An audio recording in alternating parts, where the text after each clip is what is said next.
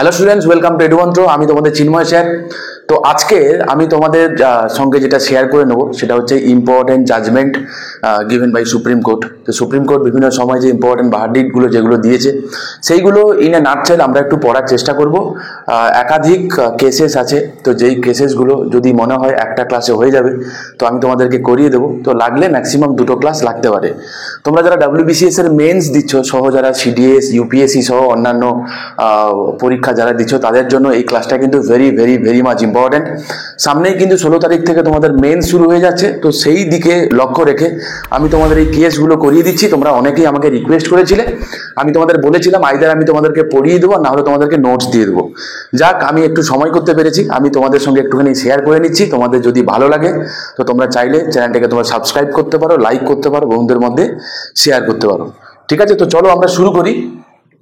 তো সেখানে যাওয়ার আগে আমি দুটো কথা তোমাদেরকে বলে নিই। একটা হচ্ছে আমাদের মিসলেনিয়াসের মক 10খানা মক, যেটা অলরেডি আমাদের এখানে দেখো একটা শিডিউল করে দেওয়া আছে। তো এই 10টা মক তুমি চাইলে এটা পারচেস করতে পারো অনলি 299-এ। আর সেকেন্ডলি হচ্ছে আমাদের WBCS এর প্রিলিমিনারি 2024-এর প্রিলিমিনারি এবং 2024-এর মেন্সের দিকে ফোকাস করে আমাদের নতুন ব্যাচ লঞ্চ হয়েছে অলরেডি। আগস্ট মাসের সেকেন্ড উইক থেকে আমাদের ক্লাস শুরু হয়ে যাবে। তোমাদের যদি কেউ ইন্টারেস্টেড ক্যান্ডিডেট যদি থেকে থাকো, সিরিয়াস অ্যাসপিরেন্ট যদি কেউ থেকে থাকো, ঠিক আছে, এই যে নম্বর দেওয়া আছে, দুটোর যে কোনো একটা নম্বরে ফোন করে আমাদের সঙ্গে তুমি যোগাযোগ করতে পারো। ঠিক আছে, তো চলো শুরু করি। দেখো, শুরু করছি প্রিঅ্যাম্বেল দিয়ে। ওকে, তো প্রিঅ্যাম্বেল রিলেটেড 2খানা কেস 3খানা কেস খুব ইম্পর্টেন্ট। মূলত 2টো কেস তোমাকে মনে রাখতে হবে। আমি পরীক্ষার দিকে তাকিয়ে একাধিক রিসার্চ করে আমি কিন্তু তোমাদের জন্য এই স্টাডি মেটেরিয়ালটা আমি বানিয়েছি। ঠিক আছে, তো প্রিঅ্যাম্বেলে প্রথমে আসলে বেরুবাড়ি ইউনিয়ন কেস, খুব ইম্পর্টেন্ট একটা কেস, পরীক্ষায় একাধিকবার এসেছে। তো এটা হয়েছিল কবে? 1960 সালে।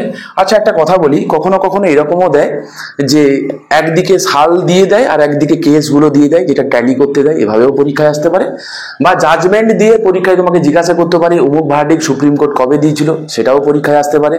ঠিক আছে, বা হচ্ছে ওর কোন গ্রাউন্ডে, মানে এই যে কেসটা হয়েছিল সে কেসটা কোন গ্রাউন্ডে হয়েছিল, এরকম দিয়েও তোমাকে কিন্তু জিজ্ঞাসা করতে পারে। ঠিক আছে, তো একটুখানি তুমি সেরকম করে আমি তোমাদেরকে পড়ানোর চেষ্টা করছি, তোমরা একটুখানি সিরিয়াসলি দেখে নাও একবার। ওকে, বেরুবাড়ি ইউনিয়ন কেসে সুপ্রিম কোর্ট কি বলেছিল? যে সুপ্রিম কোর্ট বলেছিল যে preamble is not a integral part of the constitution. প্রিঅ্যাম্বেলটা সংবিধানের কোনো পার্টই নয়, মাথায় রাখতে হবে এটা। ঠিক আছে, it was not a part of the constitution and could not be a source of any substantive rights. ঠিক আছে, ভেরি মাচ ইম্পর্টেন্ট। যে পরীক্ষায় যদি তোমাকে জিজ্ঞাসা করে যে কোন কেসে সুপ্রিম কোর্ট ভার্ডিক্ট দিয়েছিল preamble is a non part of the constitution, সেটা হচ্ছে কি না বেরুবাড়ি ইউনিয়ন কেস। কবে হয়েছিল এটা হয়েছিল 1960 সালে। ঠিক আছে, দেখো আমি এই প্রত্যেকটা কেস নিয়ে ডিটেলস আলোচনা করার মতো যেহেতু সময় নেই, তোমাদের যদি মনে হয় প্রত্যেকটা কেস, তোমাদের কেস হিস্ট্রি তোমাদের জানতে খুব ইচ্ছে করছে, যদি তোমাদের মনে হয় আমাকে কমেন্ট করো, আফটার মেন্স আমি তোমাদের প্রত্যেকটা কেস ধরে ধরে আমি তোমাদেরকে পড়িয়ে দেবো। ঠিক আছে, আচ্ছা, আর কি বলেছে? বলছে it can be use to aid the legal interpretation of constitution where language is found to be ambiguous or it's capable of two meanings. তাহলে কি বলেছে? বলছি এটা ইউজ করা হতে পারে সেই সমস্ত জায়গায় যখন কিনা সংবিধানকে ব্যাখ্যার প্রয়োজন রয়েছে এবং যেখানে দুখানা মিনিং রয়েছে, আমরা বুঝতে পারছি না কোন মিনিংটাকে নেব, তো সেরকম কন্ডিশনে শুধুমাত্র ব্যাখ্যা করার প্রয়োজনে আমরা এই প্রিঅ্যাম্বেলটাকে ইউজ করতে পারি। ঠিক আছে, and hence it is not enforceable in court of law. একটা কথা তোমাদেরকে বলি, তো যেহেতু এটা কোনো রাইট টাইট দেয় না, এই কারণে এটা কি না, এটা নন এনফোর্সিয়েবল। তাহলে এটাও পরীক্ষায় আসে যে প্রিঅ্যাম্বেল কিরকম, যে প্রিঅ্যাম্বেল কি এনফোর্সিয়েবল, মানে যদি ইফ ইন কেস যদি প্রিঅ্যাম্বেল ভায়োলেট হয় আমরা কি কোর্টে মুভ করতে পারি? তুমি বলবে না যে প্রিঅ্যাম্বেল হচ্ছে non enforceable, like DPSP, like fundamental duty. ঠিক আছে, তো এটা কিন্তু এখনো আছে যে প্রিঅ্যাম্বেল কিন্তু is not enforceable by the court of law. Preamble কিন্তু যদি প্রিঅ্যাম্বেল ভায়োলেট হয় কারো কোনো শাস্তিও হবে না। ঠিক আছে, মাথায় রেখো। তাহলে প্রিঅ্যাম্বেল নন পার্ট কবে বলেছিল? বেরুবাড়ি কেসে বলেছিল। ঠিক 180 ডিগ্রি ঘুরে কেশবানন্দ ভারতী কেস হয়েছিল 1973। একটা কথা বলি তোমাদেরকে, একটা কেসের সঙ্গে একাধিক সাবজেক্ট ম্যাটার জুড়ে থাকতে পারে এবং আছেও। বোঝা গেল কি বললাম? একটা কেসের সঙ্গে একাধিক, যেমন ধরো আমি যদি বলি যে এই দুটো কেসের মধ্যে কোনটা একটা অ্যাডভাইজারি জুরিডিকশন রিলেটেড কেস ছিল, আমি যদি তোমাকে এই জাতীয় প্রশ্ন করি, তুমি বলতে পারবে?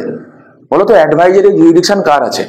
অ্যাডভাইজারি জুরিডিকশন রয়েছে প্রেসিডেন্ট, আর্টিকেল 143-তে। ঠিক আছে, আর্টিকেল 143-তে রয়েছে প্রেসিডেন্ট চাইলে সুপ্রিম কোর্টের কাছ থেকে অ্যাডভাইস নিতে পারে।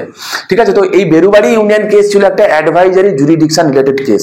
ঠিক আছে, এটাও তুমি জেনে রাখো, পরীক্ষায় যদি কোনোদিন কাজে লাগে তোমার কিন্তু একটা টাকা তুমি পেয়ে যাবে। চলো তো Kesavananda Bharati versus state of Kerala 1973 তে হয়েছিল। তো এখানে প্রিএমএল রিলেটেড যেমন ভার্ডিক্ট ছিল, প্যারালালি বেসিক স্ট্রাকচার ডক্ট্রিন। আমি আবারও বলছি, একটা কেস শুধুমাত্র কোনো একটা পার্টিকুলার বিষয় নিয়ে নয়, কোনো কেসে একাধিক সাবজেক্ট ম্যাটারও সেখানে থাকবে, আমরা পড়বো, চাপের কোনো কারণ নেই। বলছে the court held that preamble is a part of the constitution and could be used to interpret statutes and constitution provided the language was ambiguous. Same কথা, এই কথাটা কিন্তু অবিকৃত অবস্থায় রয়েছে। যেটা চেঞ্জেস হয়ে গেছে সেটা হচ্ছে কি, যে প্রিএমবেল হচ্ছে সংবিধানের পার্ট। মাথায় রেখো, WBCS এর প্রিভিয়াস ইয়ারে দুটোই এসছে, এটাও এসছে এটাও এসছে। তাহলে যদি বলে যে কোন কেসে এটা বলা হয়েছিল যে প্রিএমবেল হচ্ছে কনস্টিটিউশনের পার্ট, তো তুমি বলবে এটা বলা হয়েছিল কোথায়, না কেশবানন্দ ভারতী কেসে বলেছিল। ঠিক আছে, আর কি বলেছে, বলছে যদি প্রিএমবেল যদি সংবিধানের পার্ট হয়, তখন প্রশ্ন করা হয়েছিল তাহলে প্রিএমবেলকে কি অ্যামেন্ড করা যায়, তাই না? আমরা যদি প্রিএমবেল সংবিধানের পার্ট হয়, শুধুমাত্র ইট ইজ অ্যান মানে ইন্ট্রিগাল পার্টের কথা বলবো পরে। ঠিক আছে, এসআর বোম্বাই কেসে আমরা দেখতে পাবো। ওকে, আমি পরে আসছি, হ্যাঁ, যাদের মাথায় চলছে আমি বলে দিই। তো যখন বলা হয় যে প্রিএমবেল যদি সংবিধানের পার্ট হয়, তাহলে এটাকে কি অ্যামেন্ড করা যায়, তখন সুপ্রিম কোর্ট বললো হ্যাঁ চলো, কোনো অসুবিধা নেই, হ্যাঁ এটাকে অ্যামেন্ডও করা যাবে। যেহেতু এটা সংবিধানের পার্ট, তাই এটাকে অ্যামেন্ডও করা যাবে। কিন্তু একটা কথা তুমি মাথায় রেখো বাবু, যেহেতু এটা কেশবানন্দ ভারতী কেস, এবং এই কেসে বেসিক স্ট্রাকচার ডক্ট্রিনের একটা ভার্ডিক্ট দিয়ে দিয়েছিল। যারা তোমরা আমার ডক্ট্রিনের ক্লাসগুলো করোনি এখনো পর্যন্ত, আমি তোমাদেরকে রিকোয়েস্ট করব তোমরা ওই ক্লাসগুলো দেখে নাও, তাহলে তোমরা এই জিনিসগুলো, কারণ এখানেও একাধিক ডক্ট্রিন রিলেটেড কথাবার্তা হবে, তোমাদের বুঝতে সুবিধা হবে। যারা সিরিয়াস অ্যাসপিরেন্ট আছো তারা এই কন্টেন্টগুলো দেখো, তোমাদের কাজেই লাগবে। আমরা তোমাদের সময়ে ওয়েস্ট করার জন্য এই জাতীয় কন্টেন্ট আমরা বানাই না। ঠিক আছে, তোমরা দেখো যে ডক্ট্রিনের যে আছে, what is basic structure doctrine, আমার অলরেডি ভিডিও আছে, তোমরা একটুখানি দেখে নাও, তাহলে তোমাদের হেল্প হবে। ঠিক আছে, যেহেতু বেসিক স্ট্রাকচার ডক্ট্রিনের কথা এসে গেছে, এবং যেটাকে অ্যামেন্ড করা যাবে না, বেসিক স্ট্রাকচার ডক্ট্রিন তোমরা জানো অ্যামেন্ড করা যায় না, ইভেন আর্টিকেল 368 দিয়েও অ্যামেন্ড করা যায় না, রাইট? তোমাদের আশা করি মনে আছে। এবং since it's a part of the constitution but the basic feature of the preamble can not be alter. তাহলে বলছে কি, যে প্রিএমবেলের যে বেসিক ফিচার যেগুলো আছে সেইগুলোকে চেঞ্জ করা যাবে না। যেমন ধর সোভার্নিটি, ইউনিটি, ইন্টিগ্রিটি, ফ্র্যাটার্নিটি, বোঝা গেল, dignity, okay, justice, sovereign socialist, secular, democratic, republic, এই যে কটা ওয়ার্ড আমি বললাম, এই প্রত্যেকটা ওয়ার্ড কিন্তু প্রিএমবেলের কিন্তু পার্ট। ঠিক আছে, রিসেন্টলি একটা নিউজে এসছে, সেন্ট্রাল গভর্নমেন্ট সুপ্রিম কোর্টের কাছে জানতে চেয়েছে, এই যে সোশ্যালিস্ট এবং সেকুলার এই যে দুটো ওয়ার্ড, এটা তো পরবর্তীকালে অ্যাড হয়েছে, অরিজিনালি প্রিএমবেলে ছিল না। তোমরা জানো প্রিএমবেল আজ অব্দি একবারই অ্যামেন্ড হয়েছে, that is through 42nd constitution amendment act of 1976। ঠিক আছে, তো বলছে যে এই দুটো যেহেতু অরিজিনালি ছিল না, আর ইন্টিগ্রিটি কথাটা অ্যাড হয়েছে, তো এই দুটোর আদৌ কনস্টিটিউশনাল ভ্যালিডিটি কতটুকু আছে, এই দুটোকে চেঞ্জ করা যায় কিনা, ঠিক আছে, জানতে চেয়েছে। দেখা যাক, সেটা এখনো পর্যন্ত যেহেতু কোনো রকম কোনো ভার্ডিক্ট আসেনি বা কোনো কিছু জানায়ও নি, যদি জানতে পারি আমি তোমাদেরকে জানিয়ে দেবো। ঠিক আছে, আচ্ছা নেক্সট আছো এসআর বোম্বাই কেসে কি বলছে দেখো। এসআর বোম্বাই কেস কিন্তু এমার্জেন্সি রিলেটেড কেস ছিল। ঠিক আছে, secularism is a basic structure of the constitution, এই এসআর বোম্বাই কেসেই প্রোনাউন্স হয়েছিল। আমি পড়াবো, তোমাদের চিন্তা করার কোনো কারণে। তো এখানে বলেছে preamble is an integral part of the constitution. তাহলে এখান থেকে আমি আরেকবার ইন এ নাটসেল বলে দিই। তা যদি বলে preamble is not a part of the constitution, Berubari case. Preamble is a part of the constitution, Kesavananda Bharati case. Preamble is an integral part of the constitution, SR Bommai case. ঠিক আছে, মাথায় রাখো প্রিএমবেলকে অ্যামেন্ড করা যেতে পারে। কোন কেসে বলেছিল? কেশবানন্দ ভারতী কেস। বেসিক স্ট্রাকচারকে চেঞ্জ করা যাবে না। কে কোথায় বলেছিল? Kesavananda Bharati case. Kesavananda Bharati case also popularly known as fundamental right case. বোঝা গেল, কারণ তার রাইট টু প্রপার্টি যেটা, সেটা ভায়োলেট হচ্ছিল বলে কেশবানন্দ ভারতী কেসটা করেছিল। ওকে, তো it's also popularly known age কি না ফান্ডামেন্টাল রাইট কেস। ওকে, মাথায় রেখো, যতটুকু আমার মনে পড়ে লাস্ট ইয়ার মেন্সে কিন্তু এখান থেকে কোশ্চেনটা ছিল। নেক্সট আছে ফান্ডামেন্টাল রাইট রিলেটেড প্রচুর কেস আছে, বেশিরভাগ কেসই রিলেটেড টু ফান্ডামেন্টাল রাইটস, তো চলো এখানে আমি কিছু ক্যাটাগরি ওয়াইজ আমি চেষ্টা করেছি একটা রিদম মেনটেন করতে। ঠিক আছে, প্রথমে আসো আমি একটা কথা বলি। তোমরা জানো যে রমেশ থাপার কেস হয়েছিল। ঠিক আছে, একটু সময় লাগবে হয়তো, কারণ সময় না দিলে আমি তোমাদের বানাতে পারবো না, ইম্পসিবল। এই সমস্ত জিনিস চটজলদি নয়, 5 মিনিটের গল্প তো নয়। বোঝা গেল কি বললাম? কেস তখনই পড়া উচিত যখন তোমাদের সংবিধানের আর্টিকেলগুলো সম্পর্কে সাম্যক একটা আইডিয়া আছে, ডক্ট্রিনগুলো সম্পর্কে তোমাদের একটা সাম্যক আইডিয়া আছে। যদি কারো আর্টিকেলের সম্পর্কে সাম্যক আইডিয়া না থাকে, ডক্ট্রিন সম্পর্কে সাম্যক আইডিয়া না থাকে, তাহলে এই কেসগুলো তোমাদের কাছে একটা জিকে বলে মনে হবে। এগুলো একটা গল্প বাবা, ঠিক আছে, এগুলো জিকে নয়। ঠিক আছে, মুখস্থ করার বিষয় নয়, উপলব্ধি করার বিষয় এগুলো। তো কি বলেছি আমি, না যখন চম্পাকরম দরাইরাজন কেস হয়েছিল, রমেশ থাপার কেস হয়েছিল, আমি পরে পড়াবো, এই সম্পর্কিত নয় বলে আমি রাখিনি, ঠিক আছে।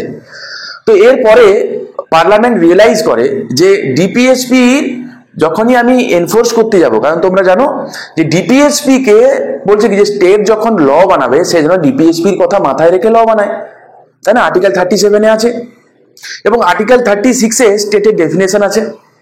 Article 12 on the other hand fundamental রাইটে দেখবো কি যে সেখানে আর্টিকেল 12 কি আছে, স্টেটের ডেফিনেশন আছে।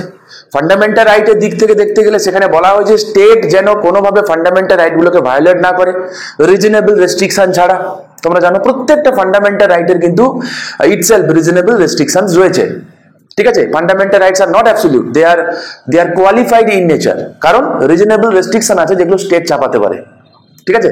রিজনেবল রেস্ট্রিকশন ছাড়া স্টেট সেগুলোকে কাটেল করতে পারে না, তোমরা জানো আশা করি। অন দ্য আদার হ্যান্ড এখানে এটাও বলা হয়েছে যে ডিপিএসপি কে ইমপ্লিমেন্ট করার দায়িত্ব কার না স্টেটের। স্টেট যখন কোনো ল বানাবে সেজন্য ডিপিএসপি করার মানে গুলোর কথা মাথায় রেখে ল বানায়, সেজন্য ওগুলোকে যেন নন জাস্টিসিয়েবল জাস্টিসগুলোকে যেন জাস্টিসিয়েবল জাস্টিস যেন কনভার্ট করে, ঠিক আছে। তাই আমরা একাধিক সময় আমরা দেখতে পাবো যে নন জাস্টিসিয়েবল জাস্টিস যেগুলো ডিপিএসপি হিসাবে দেখি আমরা, সেগুলো ফান্ডামেন্টাল রাইট আকারেও এসেছে, আমরা দেখতে পাবো। যেমন কোঅপারেটিভ সোসাইটির কথা আমি বলতে পারি, যেমন মানে পড়াশোনার কথা, রাইট টু এডুকেশনের কথা আমি তোমাকে বলতে পারি, যেগুলো একটা সময় তো ছিল যেগুলো দেখবো রাইট টু লাইভলিহুড দেখতে পাবো আমরা, যেগুলো ডিপিএসপিরই পার্ট, সেগুলো কিন্তু right to clean air environment related, সেগুলো কিন্তু ফান্ডামেন্টাল রাইট আকারে আমরা দেখতে পাবো। কোনোটা দেখতে পাবো আর্টিকেল 21 কোনোটা আর্টিকেল 21A তে, কোনোটা আর্টিকেল 19 দেখতে পাবো, ঠিক আছে। তা যাক, মোরাল অফ দ্য স্টোরি আমি এটা বলতে চাইছি। তো যখন চম্পাকরম দরাইরাজন কেস এবং রমেশ থাপার কেস হয়ে যায়, তারপরে পার্লামেন্ট কি করলো, ফার্স্ট কনস্টিটিউশন অ্যামেন্ডমেন্ট অ্যাক্ট করলো। যেই না ফার্স্ট কনস্টিটিউশন অ্যামেন্ডমেন্ট অ্যাক্ট করলো, তখন এই শঙ্করী প্রসাদ কেসটা তখন মার্কেটে এলো, পিকচারে এলো। কি বললো তখন, যে এই যে পার্লামেন্ট কি চাইলে কনস্টিটিউশনকে অ্যামেন্ড করতে পারে? পার্লামেন্ট চাইলে কি কনস্টিটিউশনকে অ্যামেন্ড করতে পারে, নাম্বার 1। আর নাম্বার 2, ফান্ডামেন্টাল রাইটকে কি অ্যামেন্ড করতে পারে? বোঝা গেল কি বললাম? তখন সুপ্রিম কোর্ট কি বললো, বলছে আমি আগের দিন তোমাদেরকে পড়িয়েছি বাবা, তোমরা দেখে নিও।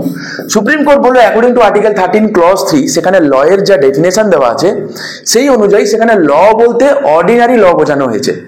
সেখানে ল বলতে অর্ডিনারি ল এর কথা বলা হয়েছে, কনস্টিটিউশন অ্যামেন্ডমেন্টের কথা নয়। বোঝা গেল? এবং এই কাজটা করা হয়েছে with procedure established by law. তোমরা জানো আমি তোমাদের আগের দিনও পড়িয়েছিলাম, আর্টিকেল 21 আছে। তাই সেই দিক থেকে দেখতে গেলে কোনো রকম কোনো ভায়োলেশন কিন্তু হয়নি, ঠিক আছে। তাই বললো যে না, এখানে অ্যামেন্ডমেন্ট ইজ নট আ ল। কি বলেছে? অ্যামেন্ডমেন্ট ইজ নট আ ল। ওখানে ল বলতে যা বলা হয়েছে অ্যাকর্ডিং টু আর্টিকেল 13 ক্লজ 3, সেখানে অর্ডিনারি ল এর কথা বলেছে, অ্যামেন্ডমেন্টের কথা নয়। খুব সূক্ষ্মভাবে শুনবে বাবা, কারণ এর পরে পিকচার আরো বদলে যাবে। বোঝা গেল কি বললাম? তা তোমাকে যদি প্রশ্ন করে যে শঙ্করী প্রসাদ কেসের ভার্ডিক্ট কি ছিল, যে constitution amendment is not a law, সেখানে ল এর কথা যা বলা হয়েছিল সেখানে অর্ডিনারি ল এর কথা বলা হয়েছিল, not constitution amendment under article 368, ঠিক আছে। Amendment is not an ordinary law, mind it. The term any law therefore does not include constitutional amendment, and hence parliament has the power to amend the fundamental rights, ঠিক আছে বাবা, এই কথাগুলো যেন মনে থাকে, ঠিক আছে, খুব ইম্পর্টেন্ট এগুলো। নেক্সট হলো গোলকনাথ কেস। তাহলে দেখতে পাবো কি শঙ্করী প্রসাদ কেস হলো। তাহলে শঙ্করী প্রসাদ কেসটা কবে হলো? After first constitution amendment act. পরীক্ষা এটাও আসতে পারে যে ফার্স্ট কনস্টিটিউশন অ্যামেন্ডমেন্ট অ্যাক্টকে চ্যালেঞ্জ করা হয়েছিল কোন কেসে? তাহলে কি হবে आंसर? এটা হবে বাবা শঙ্করী প্রসাদ কেসে। কবে হয়েছিল? 1951 হয়েছিল। এটাও জিজ্ঞাসা করে যে ফার্স্ট কনস্টিটিউশন অ্যামেন্ডমেন্ট অ্যাক্টই বা হয়েছিল কবে? সেটা কবে হয়েছিল? 1951 হয়েছিল, ঠিক আছে। গোলকনাথ কেস হয়েছিল 1967 মূলত কি দেখবো যে 9 স্কেডিউলে বেশ কিছু সাবজেক্ট ম্যাটার রেখে দেওয়া হয়েছিল এবং এটা বলা হয়েছিল যে 9 স্কেডিউল কি হবে না, জুডিশিয়াল রিভিউর আওতায় আসবে না। তোমরা জানো আর্টিকেল 31B তে কি আছে? 9 স্কেডিউলের কথা আছে। গল্পটা এখান থেকেই শুরু হবে। যাকে সেটা রাইট টু প্রপার্টি ভায়োলেট হয়েছিল গোলকনাথ ব্রাদার্সের, হেনরি অ্যান্ড উইলিয়াম গোলকনাথ, দুই ভাই, তাদের প্রচুর সম্পত্তি ছিল। তো যাক, সেটা নিয়ে আমাদের গল্প নয়, আমাদের মেন কেস ভার্ডিক্ট দেই, কারণ আমি আবারও তোমাদেরকে বলছি এগুলো আলোচনা করতে গেলে আমার তিনটে কেস হয়তো আমার একটা ক্লাস লাগবে, জেনুইনলি বলছি, ঠিক আছে? কিন্তু এগুলো আমি শেষ করতে পারবো না, তোমাদের সামনে মেন্স আছে, এরকম করলে হবে না, ঠিক আছে? এখানে কি বলেছে না, supreme Court change its earlier position and stated that fundamental rights have been given a transcendental position. ভয়ঙ্কর ইম্পর্টেন্ট কথা বলেছে।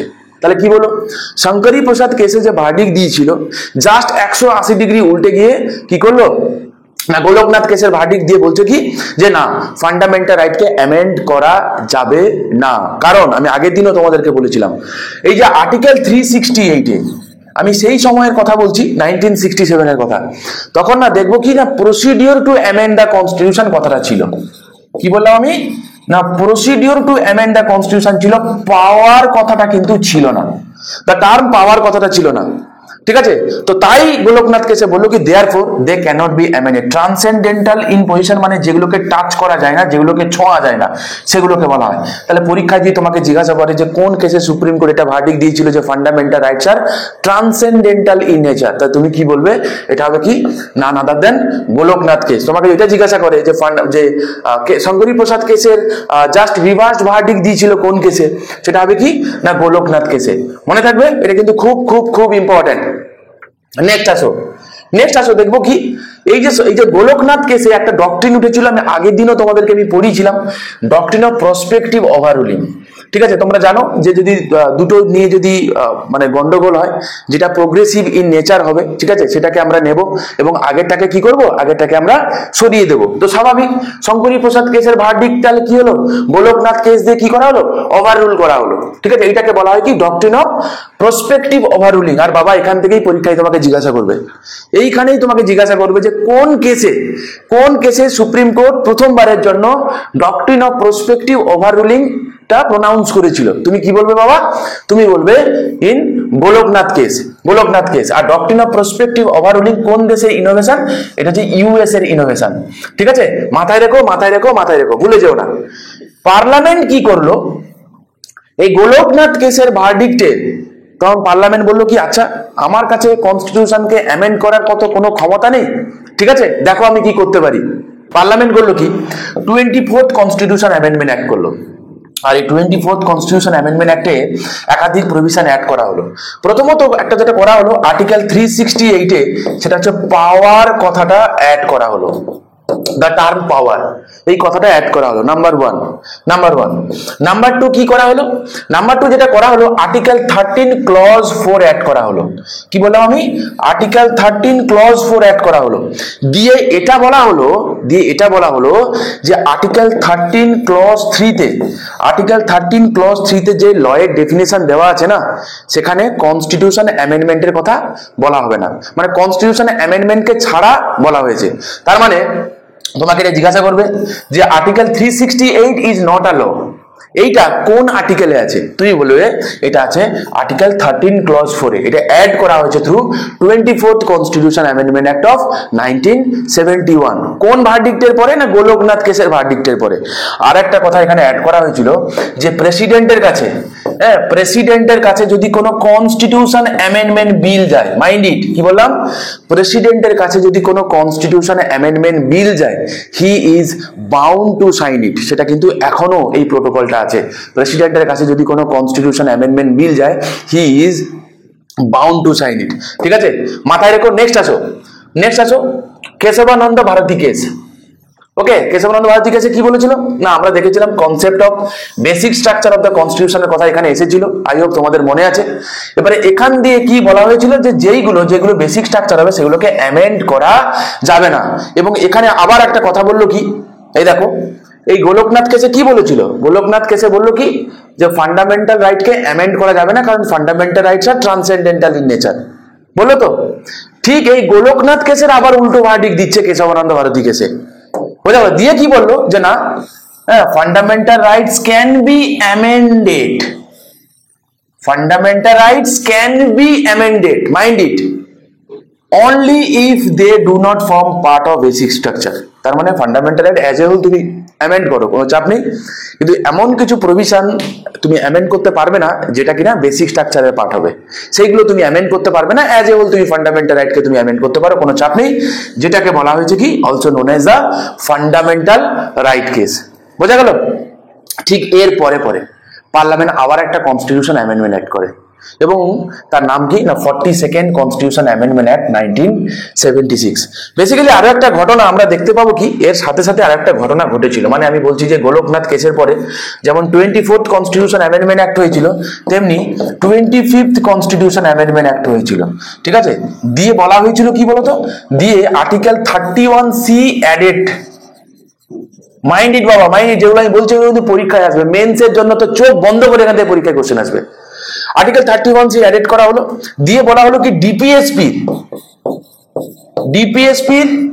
39 এর বি এবং সি কে ইমপ্লিমেন্ট করতে গিয়ে, তোমরা কমেন্ট করে জানিও কি আছে, তোমরা কেউ কমেন্ট করছো না, আমি কেন জানি না, এগুলো কিন্তু তোমাদের ভালোর জন্যই করছি। তোমাদের যদি মনে হয় যে তোমাদের বোর লাগছে বা আমি তোমাদের হয়তো সামাও এই জিনিসগুলো মানে বুঝিয়ে উঠতে পারছি না, সেটাও আমাকে কমেন্ট করো।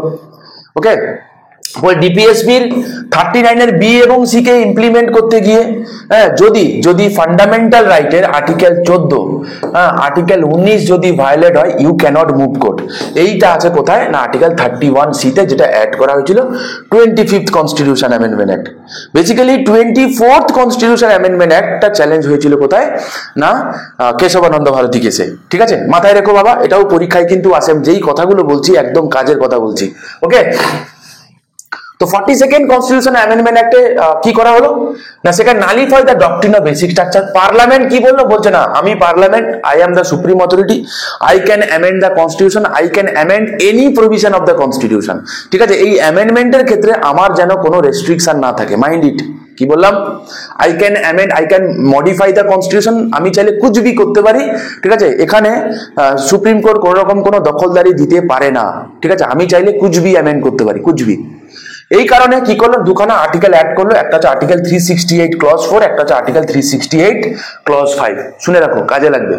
আর্টিকেল 368 ক্লজ 4 এটা বললো, no amendment shall be called into question in any court on any grounds. তাহলে কি বললো, কোনো কনস্টিটিউশন অ্যামেন্ডমেন্ট অ্যাক্ট যাই হোক না কেন, সেটা নিয়ে কোনো কোর্টে সেটার বিষয়ে, সেটার এগেনস্টে চ্যালেঞ্জ করা যাবে না।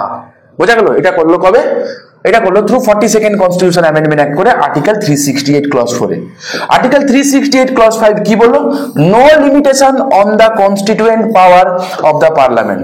তা বলছে পার্লামেন্টের এই যে ক্ষমতা আছে, সেই ক্ষমতার উপরে কোন রকম কোনো লিমিটেশনও আরোপ করা যাবে না। কারণ তোমরা জানো যে কেশবানন্দ ভারতী কেসে সেটা কিন্তু লিমিটেশন আরোপ করার কথা বলা হয়েছিল, মানে ভার্ডিক্ট দিয়েছিল সুপ্রিম কোর্ট। আচ্ছা, পিকচার আভি বাকি হয় মেরে দোস্ত, এবার দেখো কি হয়। একটা কথা মাথায় রাখতে হবে, আমাদের দেশে কার সুপ্রিমেসি আছে, কার সুপ্রিমেসি আছে, পার্লামেন্টারি সুপ্রিমেসি নাকি কনস্টিটিউশনাল সুপ্রিমেসি? আমি আগের দিন তোমাদেরকে পড়িয়েছি, তোমরা যারা আজকের ক্লাসটা আমার প্রথম দেখছো তাদেরকে আমি বলবো আগের ক্লাসগুলো প্লিজ তোমরা দেখো, তোমাদের সত্যিই বেনিফিটেড হবে। ঠিক আছে, আমি আবারও বলছি, আমার মোটো এটা নয় তোমাদের সময় নষ্ট করা। ঠিক আছে, তো কি বললাম যে আমাদের দেশে কি আছে, কনস্টিটিউশনাল সুপ্রিমেসি আছে রাদার দেন পার্লামেন্টারি সুপ্রিমেসি। আর এই চেকস এন্ড ব্যালেন্সের কাজটা করে কে না, এটা করে সুপ্রিম কোর্ট, কারণ Supreme Court is the highest authority to interpret the constitution, apex body to interpret the constitution, right? তো এটা একবার রিকল করিয়ে দিল। হলো কি Minerva Mills case. Minerva Mills case হয়েছিল 1980 তে। আবারও বলছি, মিনার্ভা মিলস কেসে একাধিক ভার্ডিক্ট এসেছিল, একাধিক প্রভিশন রিলেটেড দেখতে পাবো আমরা। এই রিলেটেড কি হয়েছিল না, supreme Court invalidate article 368 clause 4 and clause 5। Simple জিনিস কি ছিল বুঝতে পারছো, এই যে দুটো। মিনার্ভা মিলস কেসে কি করলো না, বেসিক্যালি 42nd কনস্টিটিউশন অ্যামেন্ডমেন্ট একটা, সেটাকে আতশ কাঁচের তলায় দেখা হয়েছিল মিনার্ভা মিলস কেসে। ঠিক আছে, দিয়ে বলে যে না, পার্লামেন্ট চাইলে এই যে লিমিটেশনের কথা তুমি যে বলছো না, এই লিমিটেশনটাও কিন্তু একটা বেসিক স্ট্রাকচারের পার্ট। পার্লামেন্ট চাইলে, কারণ আমাদের দেশে কনস্টিটিউশনাল সুপ্রিমেসি আছে, পার্লামেন্টারি সুপ্রিমেসি নয়। ঠিক আছে, কনস্টিটিউশনাল সুপ্রিমেসি আছে, not parliamentary supremacy. Thus, at present, fundamental rights can be amended to the extent that they do not form part of the basic structure. আবার রিকল করিয়ে দিল, চলো কোনো অসুবিধা নেই, তুমি ফান্ডামেন্টাল রাইটকে অ্যামেন্ড করো, আমার কোনো অসুবিধা নেই, তুমি বেসিক স্ট্রাকচারকে ছুঁতে পারবে না, তুমি বেসিক স্ট্রাকচারকে অ্যামেন্ড করতে পারবে না। এখানে বলা হলো harmony between fundamental right and DPSP, কারণ আমরা দেখতে পাবো যে ফান্ডামেন্টাল রাইট এবং ডিপিএসপি রিলেটেড একটা ঝামেলা হবে। ঠিক আছে, আজকে আমি পরের দিকে পড়াচ্ছি, চিন্তা নেই। হ্যাঁ, তো সেখানে বললো যে কেউ বড় নয় কেউ ছোট নয়, ডক্ট্রিন অফ হারমোনিয়াস কনস্ট্রাকশন আমি আগের দিন তোমাদেরকে পড়িয়েছিলাম, আমি আবারও তোমাদেরকে বলছি, দেখে নাও। আর কি বলেছে, emergency declared by the president, সেটা কি হবে না, সেটা জুডিশিয়াল রিভিউর আওতায় আসবে, সেটা জুডিশিয়াল রিভিউর আওতায় আসবে। কারণ তোমরা জানো, আশা করি তোমাদের মনে আছে, 38 কনস্টিটিউশন অ্যামেন্ডমেন্ট অ্যাড করা হয়েছিল, যেখানে বলা হয়েছিল যে emergency declare by the president or ordinance declare by the president or governor, ঠিক আছে, সেটা কি হবে না, না জুডিশিয়াল রিভিউর আওতায় আসবে না। তো এখানে বলা হলো যে না, emergency declare by the president সেটা জুডিশিয়াল রিভিউর আওতায় আসবে on the ground of mala fide, on the ground of mala fide, ঠিক আছে। আর কি বললো না, ordinance made by the president বা governor under judicial review, mind it, president ordinance বানাতে পারে আর্টিকেল 123 তে, গভর্নর করতে পারে আর্টিকেল 213 তে। মাথায় রাখো এগুলো কি রকম টাইপের পাওয়ার না, these are the legislative power of the executive. কি বললাম বাবা, these are the legislative power of executive. এবারে পরীক্ষার খাতায় এতদিন পর্যন্ত এসছে যে অর্ডিন্যান্স মেকিং পাওয়ারটা কিরকম টাইপের পাওয়ার, তোমরা আনসারও করে এসছো, এটা একটা লেজিসলেটিভ পাওয়ার। কালকে যদি দিয়ে দেয় যে লেজিসলেটিভ পাওয়ার অফ এক্সিকিউটিভ, তুমি তো মাথায় এটা ভাবো নি, তা মাথায় রেখো প্রেসিডেন্ট তো একজন এক্সিকিউটিভ, গভর্নর তো একজন এক্সিকিউটিভ, ঠিক কি না, মাথায় রেখো, ঠিক আছে। এবং এখানে কি বললো, যেখানে আর একটা কথা স্মরণ করিয়ে দিল, সেটা হচ্ছে যে জুডিশিয়াল রিভিউ, জুডিশিয়াল রিভিউটা কি, জুডিশিয়াল রিভিউ হচ্ছে বেসিক স্ট্রাকচার ডক্ট্রিনারি part, constitutional validity of a law, checks and balance দেখতে গেলে, হ্যাঁ, যে লটা তুমি বানিয়েছো তার কনস্টিটিউশনাল ভ্যালিডিটি কতটা কি আছে না আছে, সেটা কিন্তু বেসিক স্ট্রাকচারেরই পার্ট। তো মাথায় রেখো এগুলো প্রত্যেকটা কথা কিন্তু খুব ইম্পর্টেন্ট, পরীক্ষায় আসবে। নেক্সট হচ্ছে freedom of speech and expression related. Okay, তো এখানে মূলত আমরা দেখতে পাবো রমেশ থাপার কেস। রমেশ থাপার কে ছিল, রমেশ থাপার ছিল একজন পত্রকার। তো তিনি একটা ক্রস রোড বলে তিনি একটা ম্যাগাজিন পাবলিশ করতেন, ঠিক আছে, ইম্পর্টেন্ট নয় এটা, ঠিক আছে। তো Ramesh Thapar versus state of Madras হয়েছিল কবে, 1950 হয়েছিল। তো এইখানে সুপ্রিম কোর্ট ভার্ডিক্ট দিয়েছিল কি, liberty of the press which is in an essential part of the right to freedom of speech and expression, ঠিক আছে, মানে right to speech and expression is a part under article 19 clause 1 sub ক্লজে। তাহলে তোমাকে যদি কালকের পরীক্ষায় জানতে চায়, ভালো করে মন দিয়ে শোনো, যে কনস্টিটিউশনে কি এটা বলা আছে ফ্রিডম অফ প্রেস, এটা আর্টিকেল 19 ক্লজ 1 সাব ক্লজ এতে আছে, মানে সংবিধানে কি বলা আছে, তুমি বলবে না ইমপ্লিসিটলি তো মেনশন করা নেই, এক্সপ্লিসিটলি আছে। মানে ইমপ্লিসিটলি মানে সেখানে বলা তো কিছু নেই। সুপ্রিম কোর্ট এই রমেশ থাপার কেসে ভার্ডিক্ট দিতে গিয়ে বলেছিল যে ফ্রিডম অফ প্রেস যেটা, সেটাও কিন্তু ফ্রিডম অফ কি বলছে, রাইট টু স্পিচ অ্যান্ড এক্সপ্রেশনারি পার্ট, ঠিক আছে, এনি কাইন্ডস অফ এক্সপ্রেশন আমরা দেখেছিলাম সেখানে আছে, তো চাইলে করতে পারে, ঠিক আছে, মাথায় রেখো এটা কিন্তু খুব ইম্পর্টেন্ট একটা জাজমেন্ট ছিল। নেক্সট হলো রাইট টু ইন্টারনেট রিলেটেড। এখানে কি কেস ছিল বলছে, Faheema Shirin versus state of Kerala. এখানে কেরালা হাইকোর্ট ভার্ডিক্ট দিয়েছিল যে access the internet, mind it, এটা একটা fundamental right under right to life and liberty, ঠিক আছে, আন্ডার আর্টিকেল 21। মাথায় রেখো এগুলো কিন্তু পরীক্ষায় আসে, পরীক্ষায় এরকম না দিলেও অন্তত দেবে রাইট টু ইন্টারনেট, এটা কি রাইট টু লাইফের পার্ট, তোমার কাছে কোনো ডেটা নেই, তুমি বলো ইয়েস রাইট টু লাইফেরই পার্ট অ্যাকর্ডিং টু আর্টিকেল 21, ঠিক আছে। কে ভার্ডিক্ট দিয়েছিল, কেরালা হাইকোর্ট ভার্ডিক্ট দিয়েছিল Faheema Shirin versus state of Kerala কেসে। নেক্সট হচ্ছে চম্পাকারম দরাইরাজন কেস। এগুলো basically caste base reservation related ছিল, যে কটা কেস তাদের মধ্যে একটা কেস ছিল চম্পাকাম দরাইরাজন কেস, 1951 হয়েছিল Champakam Dorairajan case. It is one of the first cases that dealt with the question of reservation in admission to the educational institutions.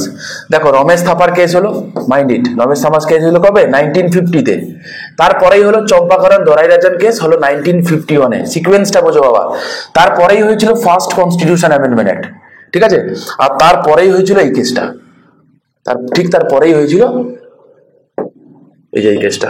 দেখে রাখো, আমি এই কারণে সিকোয়েন্সটা বলছি, এই শঙ্করী প্রসাদ কেসটা, ঠিক আছে, কারণ পরীক্ষায় কিন্তু এরকম সিকোয়েন্স দিয়েও তোমাকে সাজাতে দিতে পারে, ঠিক আছে। পরে কি হয়েছিল, এরপরেই হয়েছিল তোমার শঙ্করী প্রসাদ কেস, ঠিক আছে, শঙ্করী প্রসাদ কেস, মাইন্ড এই সিকোয়েন্সটা মাথায় রেখো। আচ্ছা, কি হয়েছিল পরের কথা গুলি মারো। আর্টিকেল 46 এ তোমরা জানো যে মাইনরিটিদের জন্য এডুকেশন পারপাসে মাইনরিটিদের জন্য চাইলে স্টেট স্পেশাল কিছু প্রভিশন বানাতে পারে, ডিপিএসপি তে এটা আছে তোমরা জানো, ঠিক আছে। তো বানাতে গিয়ে কি হয়েছে, দেখা গেল যে আর্টিকেল 15 এবং আর্টিকেল 29 এর ক্লজ 2 ভায়োলেট হচ্ছিল। কারণ তোমরা জানো আর্টিকেল 15 এর ক্লজ 1 এ কি আছে, the state shall not discriminate any citizens only on the basis of religion, race, caste, sex, place of birth. এই পাঁচটার ভিত্তিতে করা যাবে না। দেখো সেখানে কি আছে, রিলিজিয়ান, রেস, সেক্স, কাস্ট আছে। হ্যাঁ, বেসিক্যালি কাস্ট বেস রিজার্ভেশনের কথা মানে করেছিল কে, মাদ্রাজ গভর্নমেন্ট করেছিল। তো এই কারণে এই কেসটা হয়েছিল। এরপরে দেখতে পাবো কি ফার্স্ট কনস্টিটিউশন অ্যামেন্ডমেন্ট অ্যাক্ট হয়েছিল, যেহেতু আর্টিকেল 15 এবং আর্টিকেল 29 ক্লজ 2 রিলেটেড গন্ডগোলটা হয়েছিল, বোঝা গেল। এই কারণে পার্লামেন্ট কি করলো,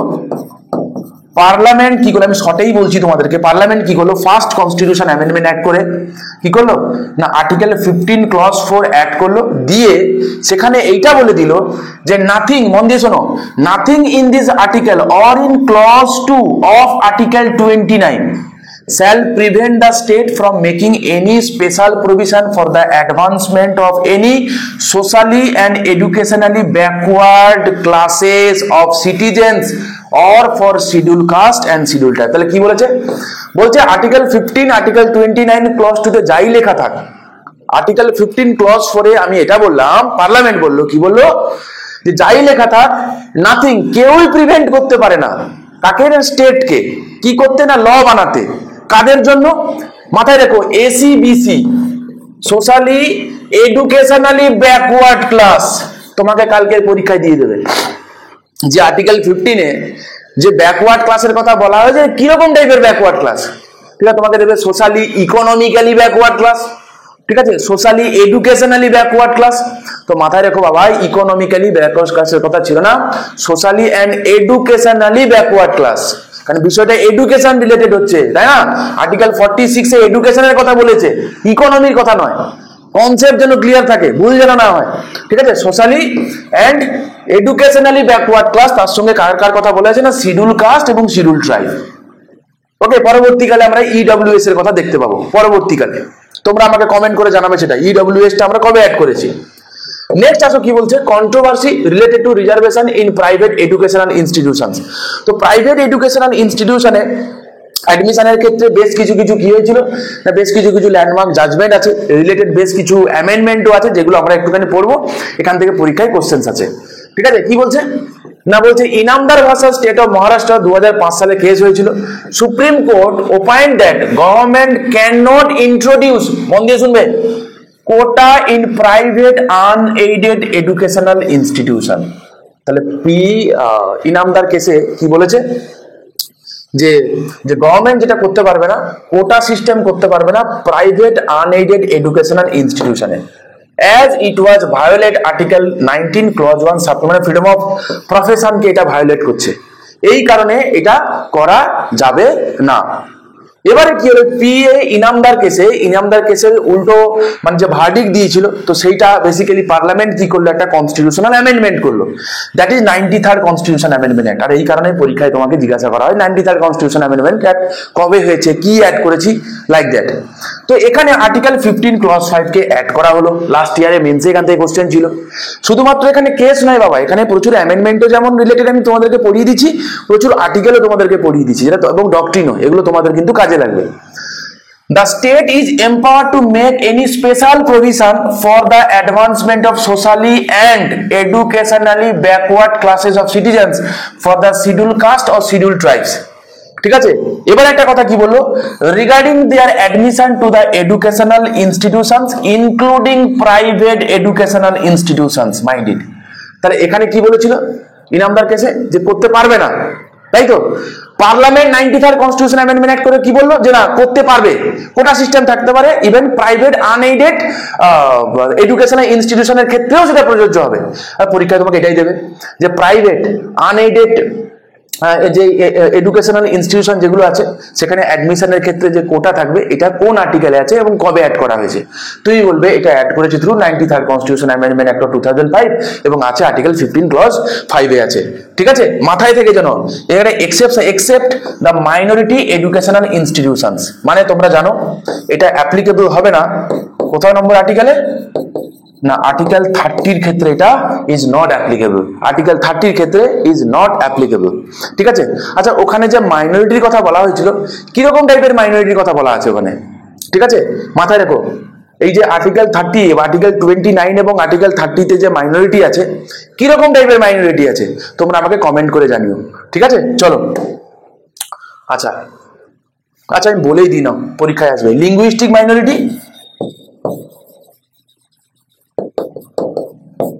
linguistic minority, religious minority. Okay, মাথায় রেখো। তাহলে কি বলে? লিঙ্গুইস্টিক মাইনরিটি এবং রিলিজিয়াস মাইনরিটির কথা।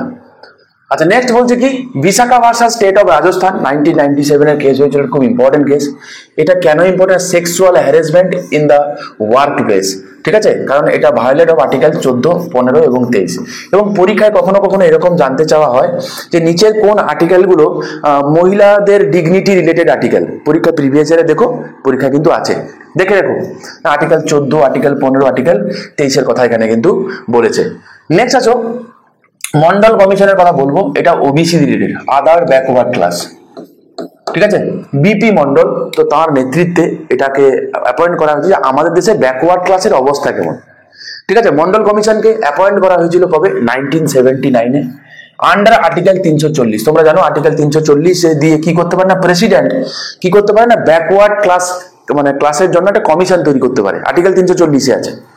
ঠিক আছে, তো তিনি রিপোর্ট দেন, বিপি মন্ডল রিপোর্ট দেন, দিয়ে সেখানে দেখা গেল নিয়ার অ্যাবাউট 52%-এর মতো পপুলেশন আছে যারা ব্যাকওয়ার্ড ক্লাস। বুঝতে পারছো, অনেকটা বড়, অনেক বড় পপুলেশন। তো 1990 সালে ভিপি সিং গভর্নমেন্ট তখন কি করে 27% রিজার্ভেশন দেয় গভর্নমেন্ট জবের ক্ষেত্রে ওবিসিদের জন্য। ঠিক আছে, এবং এই কারণে একটা কেস হবে, তার নাম হচ্ছে Indira Sawhney versus Union of India case 1992, which is popularly known as backward class case বা মন্ডল কমিশন কেস। ঠিক আছে, কি বললাম বুঝতে পারছো? পরীক্ষায় যতটুকু মনে পড়ে, লাস্ট ইয়ারে এখানে মেন্সে কোশ্চেন ছিল। Supreme court upheld the government policy of providing reservation for backward classes. ঠিক আছে, তো বললো যে ঠিক আছে, কোনো অসুবিধা নেই, গভর্নমেন্ট যা করেছে সেটা ঠিকঠাকই করেছে, কোনো চাপ নেই। ঠিক আছে, it is popularly known as the Mondal case. Okay, next চলো 77। আচ্ছা, রিজার্ভেশন রিলেটেড মানে প্রমোশনের ক্ষেত্রে রিজার্ভেশন রিলেটেড কিছু অ্যামেন্ডমেন্ট এবং কেস আমরা একটুখানি দেখে নিই।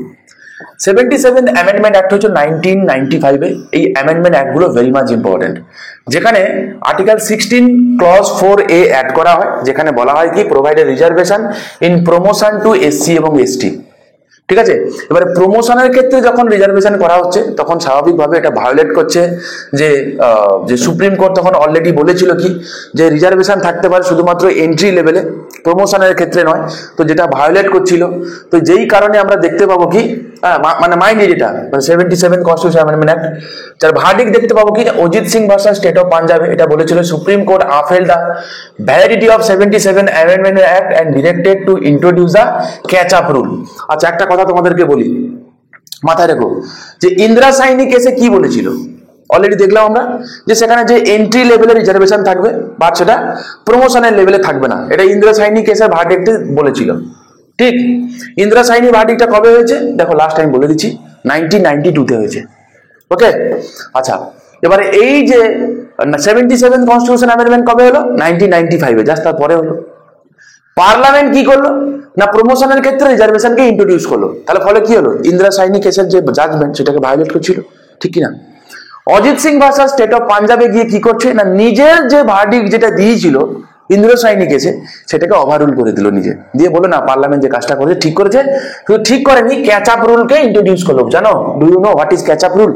মাথায় রেখো এই টার্মটা। বলছে যদি এমনও হয় যে কোনো একজন এসসি এসটি ক্যান্ডিডেট আছে এবং কোন একটা জেনারেল ক্যান্ডিডেট তার সিনিয়র আছে, একই চাকরিতেই আছে কিন্তু তার সিনিয়র আছে, তো বলছে এক্ষেত্রে প্রমোশনের ক্ষেত্রে যে সিনিয়র আছে না, যিনি এসসি এসটি ক্যান্ডিডেট যারা আছে তারা কি করতে পারে না সিনিয়রিটির ভিত্তিতে তারা টপকে বেরিয়ে যেতে পারে।